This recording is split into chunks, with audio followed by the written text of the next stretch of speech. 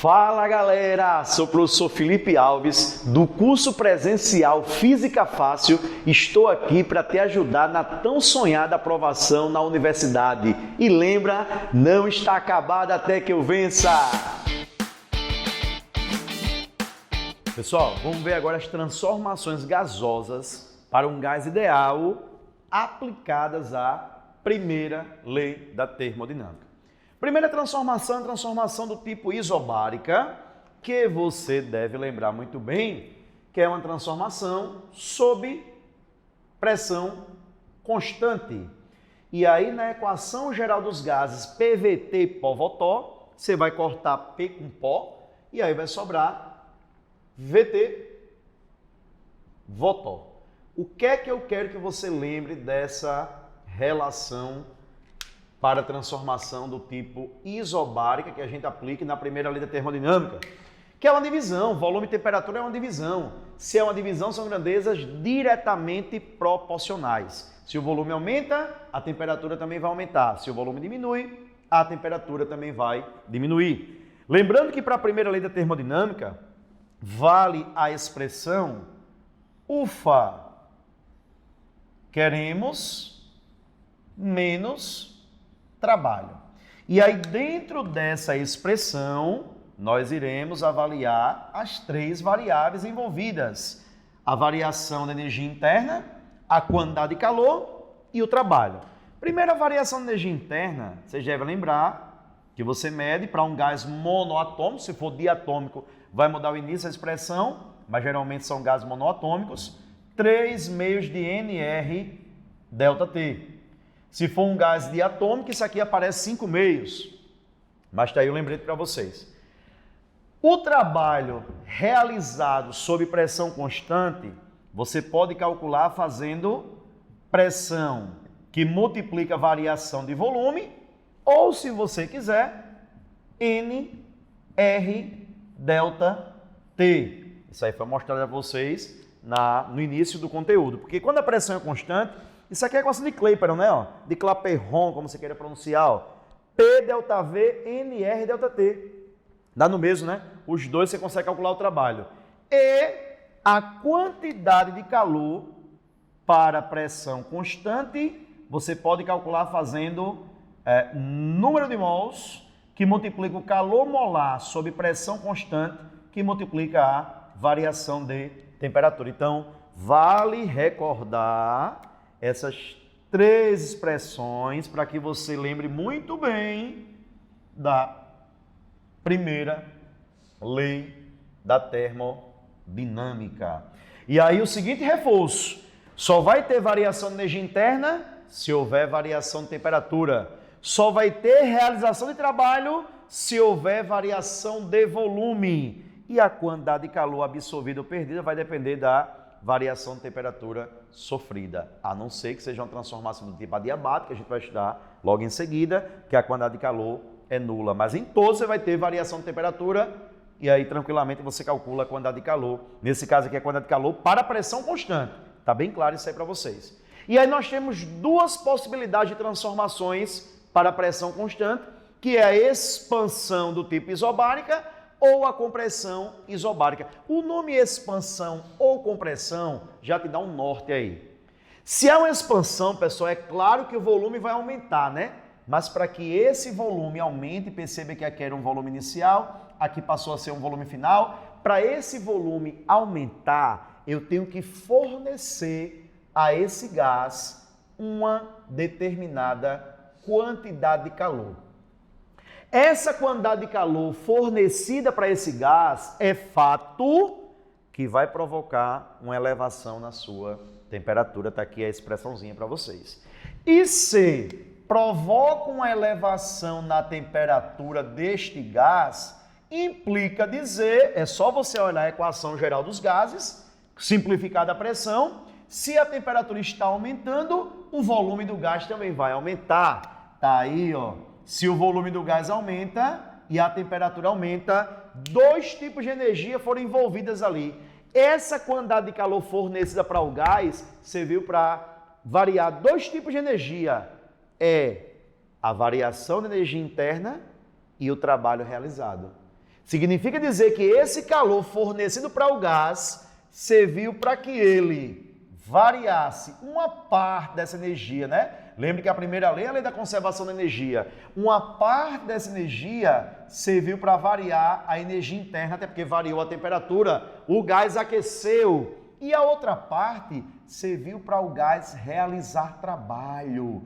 E ele realizando trabalho significa dizer que o volume está aumentando. Primeiro ele recebeu energia em forma de calor, variou a temperatura, variou a energia interna, uma parcela dessa energia que ela absorveu e a outra parcela realizou trabalho, o gás se expandiu. Perceba que agora ele está ocupando toda essa região.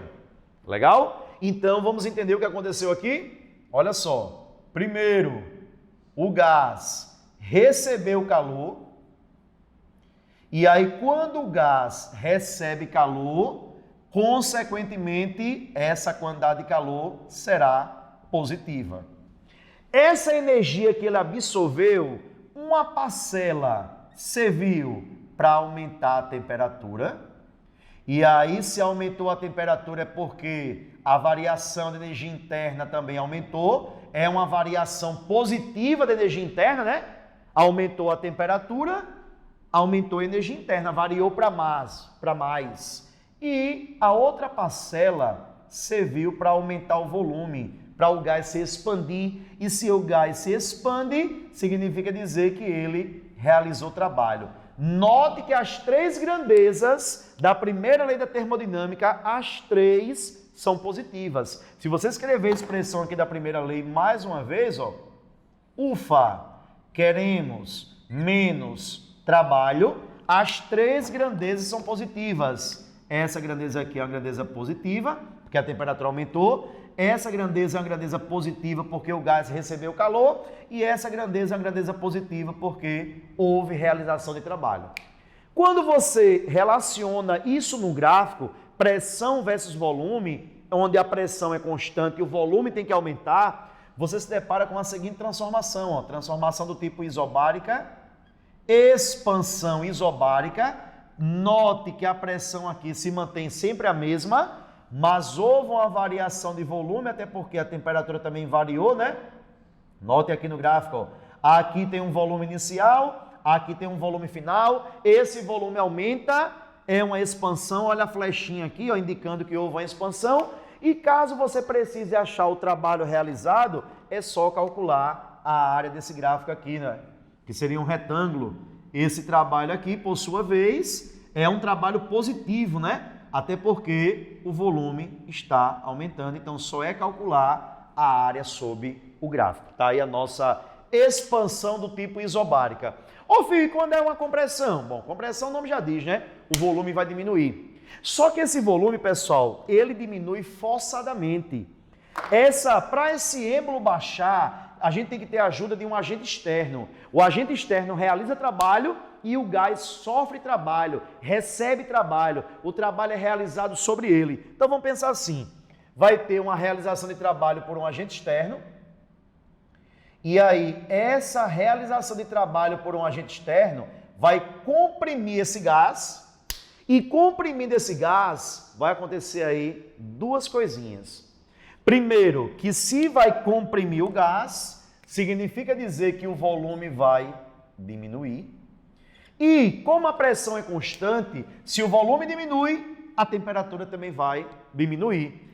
E aí, pessoal, diminuindo a temperatura, você nota que houve uma variação de energia interna para menos, que a energia interna do gás, ela vai reduzir, ela vai diminuir. E se a energia interna diminui, o que é que acontece com a quantidade de calor? Vamos lá. Primeiro, que houve uma redução da energia interna. Está aqui a variação da energia interna, que é uma variação para menos. E como é que fica a quantidade de calor? Vamos anotar isso. Primeiro, o que foi que aconteceu? Observa só a sequência.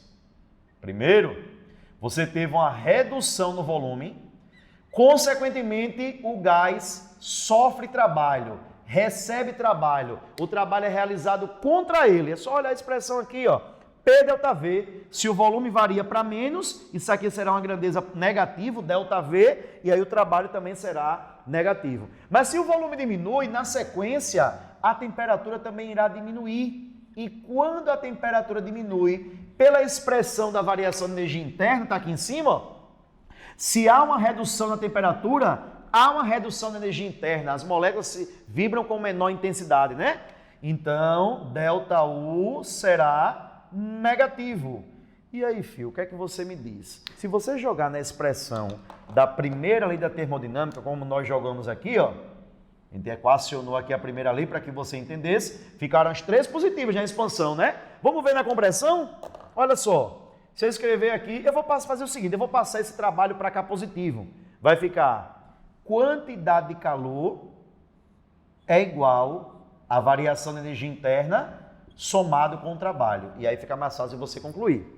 Se essa grandeza física é uma grandeza física negativa, porque houve uma redução no volume, se essa grandeza física é uma grandeza física negativa, porque houve uma redução na temperatura, a soma de 2 números negativos, pessoal, consequentemente vai dar um terceiro aqui negativo.